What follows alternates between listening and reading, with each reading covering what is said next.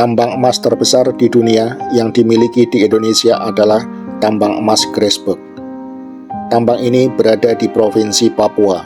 Selain menjadi tambang emas terbesar di dunia, tambang ini juga menjadi tambang tembaga terbesar ketiga di dunia. Sayangnya tambang emas terbesar di dunia ini tidak dikelola langsung oleh pemerintah Indonesia. Hak pengelolaan area tambang Grasberg ini dimiliki oleh Freeport-McMoRan Copper and Gold dengan anak perusahaannya PT Freeport Indonesia yang menjadi pengelola langsung dari tambang emas ini. Ketika pertambangan ini dibuka hingga sekarang, pertambangan ini telah menghasilkan 7,3 juta ton tembaga dan 724,7 juta ton emas.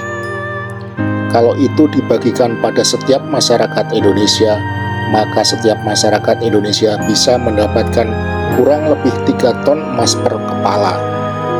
Bisa dibayangkan jika itu terjadi, semua penduduk Indonesia akan hidup dengan bergelimangan harta. Arab Saudi, Amerika, Cina, dan semua negara di dunia tidak akan bisa menyaingi Indonesia.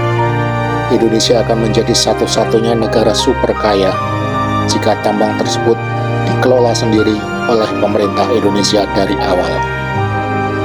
Itu hanya emas, belum lagi tembaga, serta bahan mineral lainnya.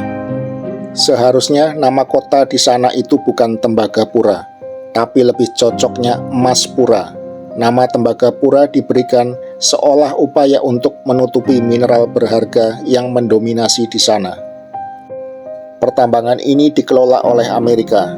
Dengan kesepakatan awal mula, pengelolaan tambang ini persentasenya adalah 1% untuk negara pemilik tanah dan 99% untuk Amerika sebagai negara yang memiliki teknologi untuk melakukan pertambangan di sana.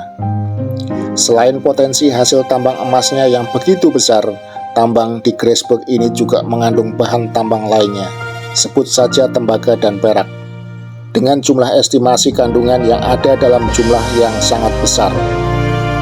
Bahkan ketika emas, perak, dan tembaga di sana mulai menipis, ternyata di bawah lapisan emas dan tembaga, tepatnya di kedalaman 400 meter, ditemukan kandungan mineral yang harganya 100 kali lebih mahal daripada emas.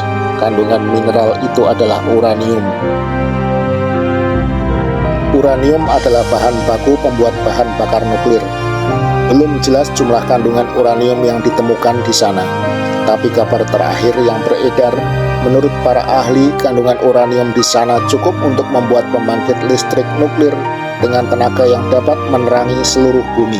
Hanya dengan kandungan uranium di sana, seperti yang pernah dikatakan oleh pengamat pertambangan pada 2005, Freeport sebetulnya sudah mengakui bahwa mereka menemukan uranium, meski katanya tidak signifikan. Kecurigaan ini diperkuat lagi dengan proses melting biji tambang, sebagian dibawa ke luar negeri. Jadi bisa saja ada kandungan uraniumnya. Waktu pihak dari PT Freeport dipanggil oleh DPR, mereka pernah mengakui adanya kandungan uranium, tapi katanya tidak signifikan. Porsi uranium itu sangat kecil, jadi tidak ekonomis jika dilanjutkan ditambang. Ya wajarlah mereka berkata begitu. Di dalam kontrak dengan Indonesia, mereka hanya diperbolehkan menambang emas dan tembaga. Ini akan sangat sulit bagi pemerintahan Indonesia untuk membuktikannya. Perusahaan Freeport itu tidak terbuka dan tidak diaudit di Indonesia, namun terbuka di luar negeri. Namun jika pemerintah bisa membuktikan bahwa Freeport juga menambang uranium, maka pemerintah berhak memanggil dan mengauditnya karena mereka beroperasi di Indonesia. Kecurigaan bahwa Freeport memproduksi uranium memang bukan hal baru. Pada masa pemerintahan Gus Dur, Freeport pernah dituntut oleh Rizal Ramli sebagai Menko Equine untuk membayar royalti 6-7%.